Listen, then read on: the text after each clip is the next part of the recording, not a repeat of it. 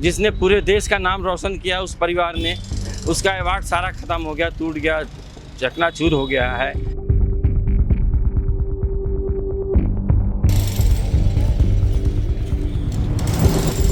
ये पूर्व ओलंपियन मोहम्मद शाहिद का घर है, जिस पर बुलडोजर चल रहा है, क्योंकि इस इलाके में सड़क चौड़ीकरण का काम किया जाना है, जिसके चलते कुछ घरों को मुआवजे के साथ तोड़ा जा रहा है। तोड़े जाने वाले घरों में मोहम्मद शाहिद का भी घर था।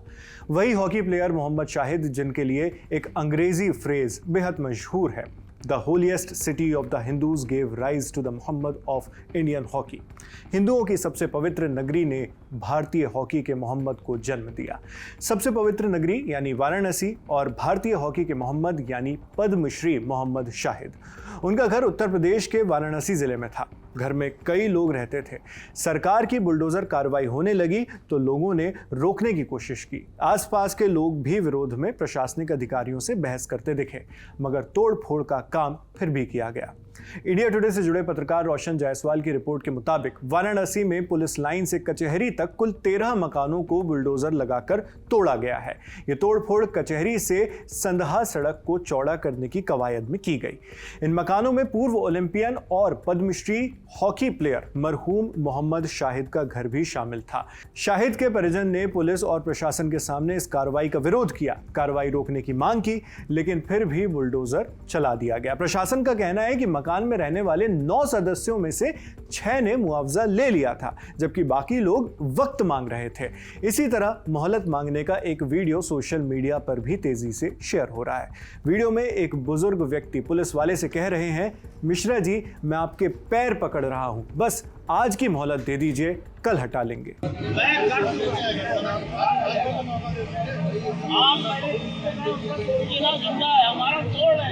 हमारा तोड़ है मित्रा जी, मैं आपसे पैर पकड़ रहा हूँ, मैं हटा रहा हूँ, मैं हटा रहा हूँ, मेरी मजबूरी समझिए, मैं आपको आज पर हटा दूंगा, केवल आज पर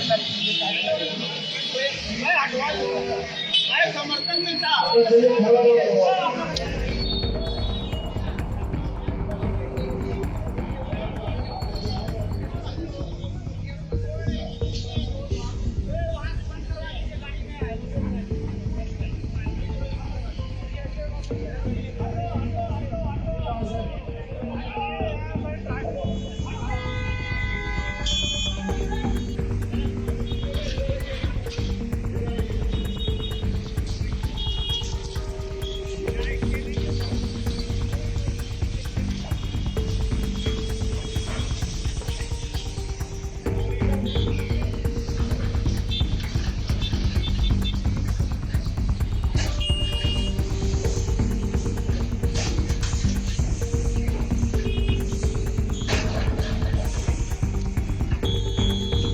यह वीडियो यूपी के प्रमुख विपक्षी दल समाजवादी पार्टी के अध्यक्ष अखिलेश यादव ने भी शेयर किया। उन्होंने अपने ऑफिशियल एक्स हैंडल से ये वीडियो पोस्ट कर कहा, जुल्म करने वाले ये ना भूलें, नाइंसाफी की भी एक उम्र होती है।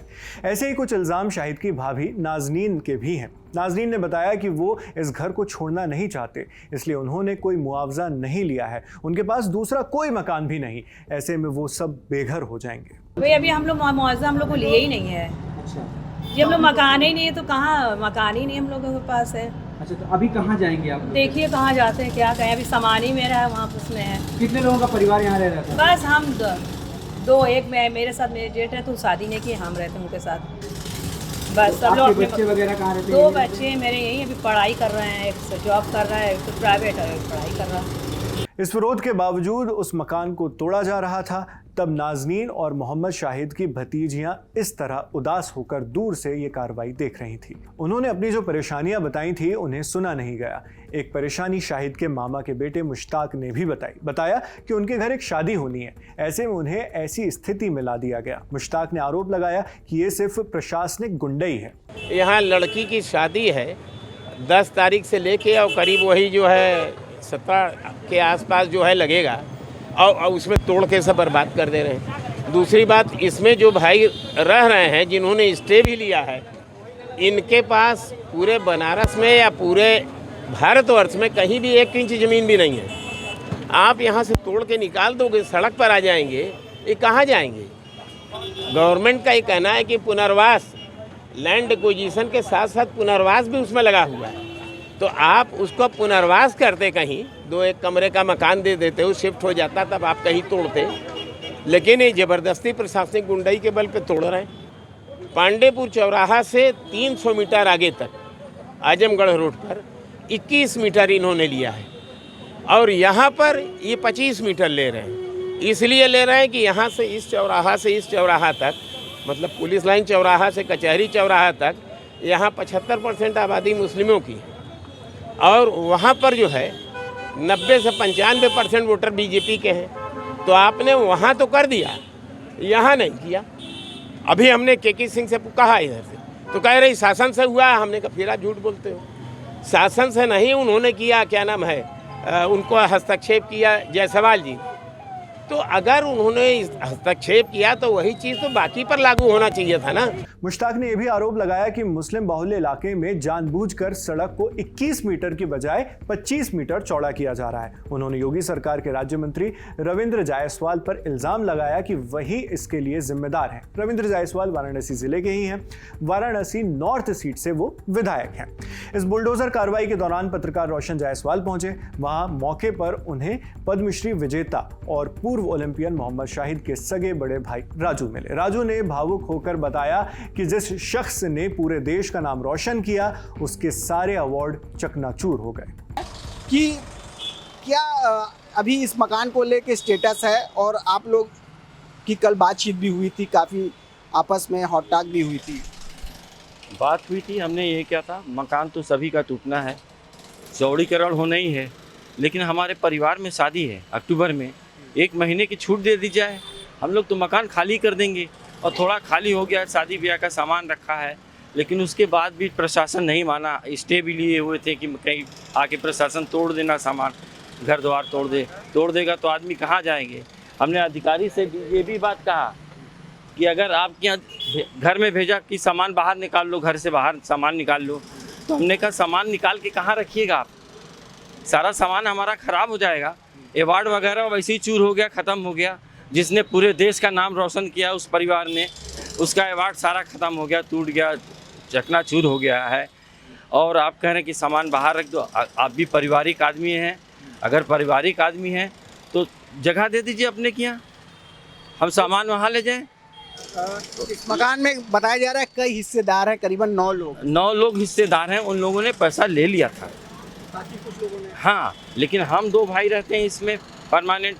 पुश्तैनी मकान है, मेरी माँ का मकान, उसके पहले उनकी माँ का मकान था, समझ रहे हैं आप।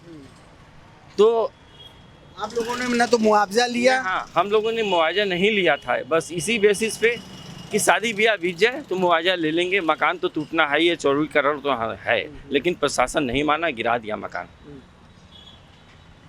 तो अभी क्या अभी इसी मलबे में ही आप लोग अंदर जैसे हाँ, अभी है, कहाँ जाएंगे।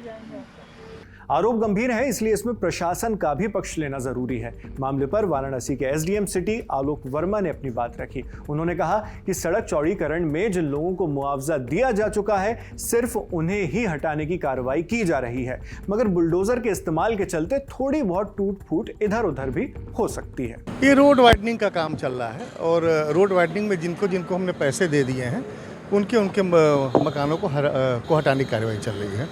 क्या किसी तरीके का कोई विरोध वगैरह या नापी से ज़्यादा तोड़ने की बात सामने आ रही है क्या?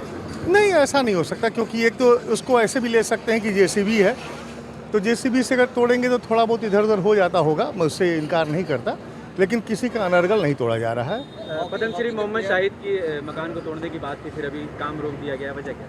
ये काम नहीं रोका गया है। उनके मकान में 9 शेयरर थे, 6 लोगों ने पैसा ले लिया है, 2 और 3 लोगों का स्टे है, तो उनका स्टे वाला पोर्शन छोड़ दिया गया है, बाकी 6 लोगों का तोड़ा गया है। और मेरा उनसे कुछ और भी, कितने मकान और दुकान थे जिन पर आज कार्रवाई हुई है? लगभग 13 मकान है। और मोहम्मद शाहिद के यहाँ ऐसा कुछ नहीं। मैंने उनके परिवार से भी कहा कि शादी है आपके घर में, आप 12-13 दिन का वक्त ले रहे थे। मैंने कहा मैं बिल्कुल देने के लिए तैयार हूँ, हमें कुछ चीज़ें दे दें, जैसे अकाउंट नंबर दे दें, आधार कार्ड दे दें और पैन कार्ड दे दें, हम आपको छोड़ देंगे, कोई इशू नहीं रहेगा। उन्होंने वो भी नहीं लिया। तो एसडीएम का कहना है कि 3 लोगों के पास स्टे ऑर्डर था, इसलिए उनके हिस्से को छोड़ दिया गया है, जबकि परिजन के आरोप और दावे कुछ और तस्वीर बयां करते हैं। भारत के लिए ओलंपिक्स में खेलने वाले और पद्मश्री सम्मान से नवाजे गए पूर्व हॉकी प्लेयर मोहम्मद शाहिद अब इस दुनिया में नहीं है, लेकिन उनका घर टूटने से उनके जानने मानने वालों, उनके करीबियों में दुख साफ नजर आ रहा है। इस पूरी खबर को अब आपने भी जान सुन लिया है। आप इस मामले पर क्या सोचते हैं, हमें कमेंट बॉक्स में लिखकर जरूर बताएं। मैं हूं शेख नावेद, देखते रहिए दी लंदन टॉप।